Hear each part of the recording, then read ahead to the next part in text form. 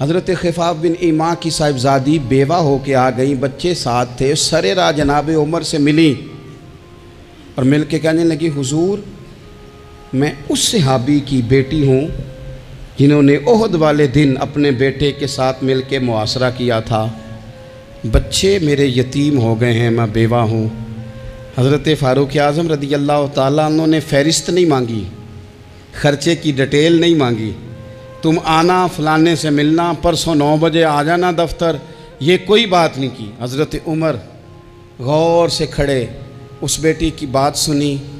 छम छम सैयदना फ़ारूक की आंखों से आंसू गिरे, दौड़ के घर गए, एक ऊँट निकाला, वहाँ से माले गनीमत का माल के भर के 2 बोरियाँ, और बोरियों में क्या था, चांदी भी थी, नकदी पैसे भी थे, कुछ ज़रूरत का सामान भी था, गल्ला भी था। 2 बोरियां भर के ऊंट पे रख के खुद लगाम उस बेटी के हाथ में थमा के का पुत्र सामान भी तेरा है, ऊंट भी तेरा है, और ये ना समझना यही कुछ तुझे दिया है, जब ये ख़त्म होगा तो रब तेरे लिए और बंदोबस्त फरमाएगा। क्या माना कि ड्यूटियां लगा दी गई हैं, हमें पता है ये सामान कब तक ख़त्म हो जाएगा, पैसे कब तक ख़त्म हो जाएंगे, तेरे लिए मैंने नए हुक्म भी जारी कर दिए हैं। एक शख्स ने कहा, हुजूर एक बेवा को आपने कुछ ज़्यादा ही नहीं दे दिया? यहाँ लोग सियासी तकसीम नहीं करते, थोड़ा काम वाले को दे दो, थोड़ा चौकीदार को दे दो, थोड़ा गली मोहल्ले में दे दो, थोड़ा रिश्तेदारों में दे दो, सब हमारे एहसान के नीचे रहेंगे।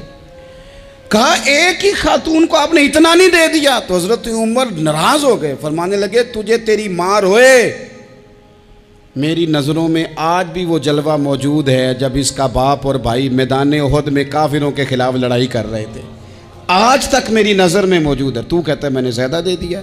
औलाद किसे नहीं प्यारी होती? बच्चों को देख देख के बंदा कलेजा ठंडा करता है, औलाद को देख देख के आंखों को सुकून होता है, इंसान की तबीयत शाश बशाश होती है। हज़रत उमर वजीफ़ा लगाने लगे तो हुजूर के घर में खिदमत करने वाले हज़रत उसामा बिन ज़ैद का वजीफ़ा डबल लगाया और अपने बेटे अब्दुल्ला इब्न उमर का वजीफ़ा सिंगल लगाया। तो हज़रत उसामा बिन ज़ैद कहने लगे, अब्बा जी मैंने तो हिजरत भी की, जिहाद भी किया, उसामा तो उन दिनों बच्चे थे। तो हज़रत सैयदना उमर फ़ारूक जवाब में कहने लगे, पुत्र उसामा के वालिद ज़ैद ने भी हुजूर के घर में नौकरी की, उसामा भी नौकरी कर रहा है। हज़रत उमर की शान क्या है ज़माना जानता है, पर फिर भी हज़रत उमर फरमाने लगे, तूने अपने बाप के साथ हिजरत की, फरमाया उनकी खिदमत ज़्यादा है हुजूर के घर में, लिहाजा उनका वजीफ़ा भी ज़्यादा लगाया जाएगा। चादरें आई थी माले गनीमत में, ढेर सारी चादरें, ढेर सारी। तो हज़रत उमर ने सहाबाए किराम अलैहिम रिदवान की अज़वाज पर, सहाबियात पर वो चादरें तकसीम कर दी। एक चादर बड़ी खूबसूरत निकली अंदर से, तो सब कहने लगे, हुजूर ये ना खातून अव्वल के लिए सूट करेगी, आपकी अहलिया के लिए सूट करेगी, कभी आप घर ले जाए ना, ये सबसे बेहतर है। तो ये हज़रत उमर की बालग नज़री है। वो क्या बंदा हुआ जिसकी हर जगह नज़र ही ना हो? हज़रत सैयदना उमर फ़ारूक रज़ी अल्लाह ताला अन्हु कहा, जनाब ये चादर बड़ी हसीन है, आपके घर वालों पे जचेगी। तो हज़रत उमर फरमाने लगे, नहीं, एक सहाबिया हैं हज़रत उम्मे सुलैत रज़ी अल्लाह ताला अन्हा, उन्हें बुलाओ, ये चादर उन्हें दूंगा। हुजूर उस खातून को ये चादर देने की वजह भी तो बयान करें। तो हज़रत उमर फरमाने लगे, जब ओहद में ढेर सारे लोग ज़ख्मी हो गए थे और भगदड़ मच गई थी और हालात ख़राब हो गए थे, तो फरमाया मैंने अपनी आँखों से देखा कि उस एमरजेंसी की हालत में भी जनाब उम्मे सुलैत मिशकीज़ा पकड़ पकड़ के ज़ख्मियों को पानी पिला रही थी। उस खातून की खिदमात हैं उम्मत के लिए, उसने ड्यूटी की है सहाबा के लिए, लिहाजा उस औरत का ज़्यादा हक बनता है कि उसको ये एजाज़ दिया जाए। मेरिट की बुनियाद पर तकसीम होगी, रिश्तेदारी की बुनियाद पर, ताल्लुक़ की बुनियाद पर नहीं होगी। इसका हक ज़्यादा बनता है, इसका दर्जा ज़्यादा बनता है, खिदमात ज़्यादा है, इसने अपनी ड्यूटी ज़्यादा अच्छे तरीके से सर अंजाम दी है। जब तक चीज़ें आप वुसअत क़ल्बी नहीं लाते अपनी तबीयत में, जब तक आप गुंजाइश ज़्यादा पैदा नहीं करते, उतनी देर तक हालात उस तरह के नहीं होते। फिर एक और मुसीबत बन गई है, वो मुसीबत है लेवल की। ये काम मेरे लेवल का नहीं, जब आप अपने लेवल से नीचे उतरेंगे, प्रोटोकॉल से ज़रा नीचे उतरेंगे और छोटी छोटी बातों पर खुद तवज्जो देंगे, छोटी छोटी चीज़ों पर। हज़रत उमर जुमा पढ़ा रहे थे, एक सहाबी देर से आए। अब ये नमाज का पूछना, जुमे का पूछना, मतलब हुक्मरान साहब तो ऊपर लेवल के हैं, वो तो पूछेंगे कि जनाब मेरे साथ तो आप कौमी सतह का बंदा बिठाएं, ये वाली बातें। लेकिन छोटे छोटे सुराख पैदा होते हैं, फिर बंद टूटते हैं, हालात बिगड़ते हैं। कौमों का इखलाक छोटी छोटी जगहों पे पहले बिगड़ता है। छोटी छोटी जगहों पे बच्चा पहले छोटी चोरियां करता है, खुदा माफ़ फरमाए अगर उसे रोका ना जाए, फिर वो बड़ी जगहों पे जाके हालात ख़राब करता है। हज़रत उमर फ़ारूक एक सहाबी देर से जुमा पढ़ने आए तो हज़रत उमर ने बाद में बुला लिया, फरमाया तुम इतने समझदार आदमी हो कि अगर जुम्मे में देर से आओगे तो बाकी लोगों का क्या बनेगा। तो वो सहाबी आगे से कहने लगे मुझे पता था आपने पूछना है, ओ मैं तो कहीं काम में मसरूफ़ था अमीरुल मोमिनीन, मैं तो दौड़ा आया हूँ, मैं तो गुस्ल भी नहीं कर सका, वज़ू करके ही मस्जिद में आ गया हूँ जुमा पढ़ने।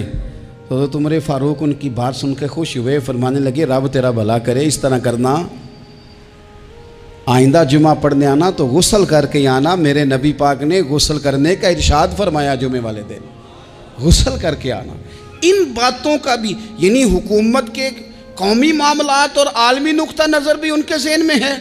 और यहाँ तक जो बारीक चीज़ें यानी हज़रत उमर फ़ारूक गुजर रहे थे तो किसी बाग के कोने में खड़े होकर कुछ बच्चे छोटे छोटे बच्चे वो खजूरें इकट्ठी कर रहे थे। तो हज़रत उमर ने कहा किसके बाग में लगे हुए हो?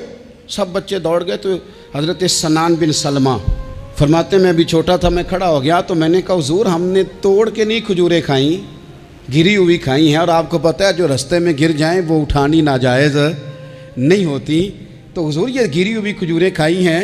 तो कहते हैं हज़रत उमर फ़ारूक बच्चे की बात सुन के कहने लगे रब तेरा भला करे, तूने सही बात की तरफ मेरी तवज्जो करा दी है, अल्लाह तेरा भला करे। और फिर हज़रत उमर रज़ी अल्लाह ताला अन्हु उस छोटे से बच्चे के पास खड़े हो गए। कौन? किसके पास? नहीं, ख्वाब तो नहीं देख रहे मैं और आप। हुक्मरान वक्त 22 लाख मुरब्बा मील का हुक्मरान बच्चे के पास खड़े हो गए, छोटे बच्चे के पास। दुकान पे गरीब आदमी चढ़ आए ना, दुकानदार साहब इल्ला माशाल्लाह उनका मिजाज ख़राब हो जाता है। वो तीसरी चीज़ के ना वो वाली दिखाओ तो कहते लैनिया तो लै, तो जा। और अगर तगड़ा बंदा आ जाए तो कहते हैं जनाब आप इस तरह करें निशानदेही कर दे, मैं इंशाल्लाह ख़रीद के ला के पेश कर दूँगा। मिजाज बदल जाता है। गरीबों के पास, छोटों के पास, आम आदमी के पास आप जाएं। हमारे हुक्मरानों का गरीब आदमी से गैप बहुत ज़्यादा है, पीरों का गरीब आदमी से गैप बहुत ज़्यादा है, बड़े उलमा का आम आदमी से गैप ज़्यादा है, ताजरों का आम आदमी से गैप ज़्यादा है, शीशे के बड़े बड़े मोहल्लात में सोसाइटियों में बसने वालों का गरीबों से गैप ज़्यादा है। इसलिए अमीर गरीब की तफरीक बढ़ गई है, हालात और तरह के हो गए। बाज गुरबा अमीरों से नफरत करने लग गए। हमारी शादी ब्याह तकरीबात अफ्तारियाँ उनमें हम अपने लेवल के लोग बुलाते हैं जिनसे हमें कारोबारी ज़रूरियात वाबस्ता होती हैं। हमने इस तरह का माहौल बनाया, उसका नुकसान ये हुआ है कि मुआशरे में कई किस्म की सोचें पनपने लगी हैं, वसवसे गालिब आने लगे, बाज़ों का तंग आमद बजंग आमद। जब गरीबों के बच्चे ज़्यादा तंग आते हैं फिर हथियार उठाते हैं, फिर कलम छोड़ देते हैं। सोचने की ज़रूरत है मुल्क में कि बुराई जन्म लेती कहाँ से है। यहाँ तक उतर के हज़रत उमर फ़ारूक इन लोगों से प्यार करते। अब वो बच्चे ने बात सुना दी हज़रत सनान बिन सलमा ने, तो जनाब उमर फ़ारूक से बच्चे ने फटाफट एक और फरमाइश भी कर दी। कहने लगा हुजूर मैंने खजूरें ज़्यादा जमा कर ली हैं, वो मेरे दोस्त सारे भाग गए हैं आपको देख के, अब मैं जब जाऊँगा ना तो खजूरें मेरे हिस्से की हैं, हूँ मैं गरीब बच्चा, माड़े घर से ताल्लुक़ है, वो मेरी खजूरें छीन लेंगे। हज़रत उमर के साथ सिपाही भी थे, सारा कुछ भी था। हज़रत उमर ने बच्चे का बाजू पकड़ा, फरमाया चल मैं तुझे तेरे घर छोड़ के आता हूँ। हज़रत उमर उस गरीब के दरवाजे पे दस्तक दे के कहा तेरा पुत्र था, पकड़ के इसलिए लाया हूँ कोई अमीर ज़्यादा इस गरीब के बच्चे को तंग ना कर सके, अल्लाह कोई एक भेजना।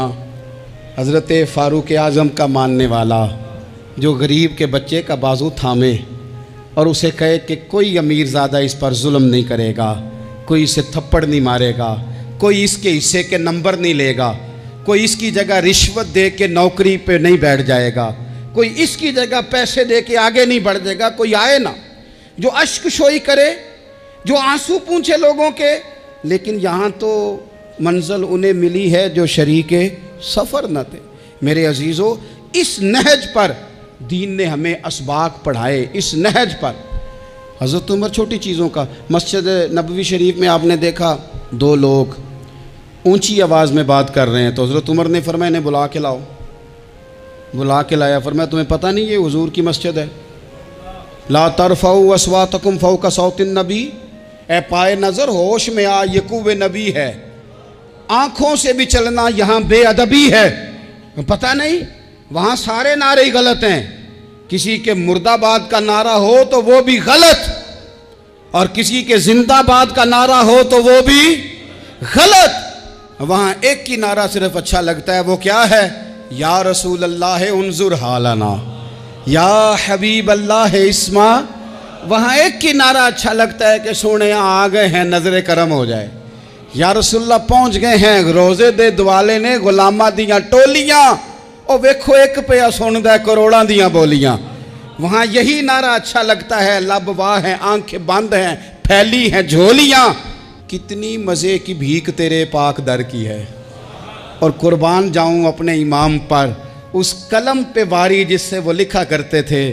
कहने लगे काबे का नाम तक न लिया, तैबा ही कहा।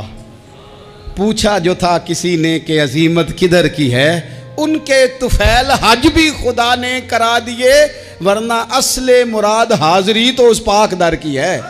तो हज़रत फ़ारूक आज़म रज़ी अल्लाह ताला अन्हु ने ना उन दो लोगों को बुलाया और बुला करके फरमाने लगे कहाँ के रहने वाले हो, कहाँ से आए हो? उन्होंने कहा जी हम ताइफ के रहने वाले हैं। फरमाया तुम्हें पता नहीं ये नबी पाक का रोज़ा है, हुजूर की मस्जिद है, यहाँ आवाज़ ऊंची नहीं करते, तुम्हें खबर नहीं?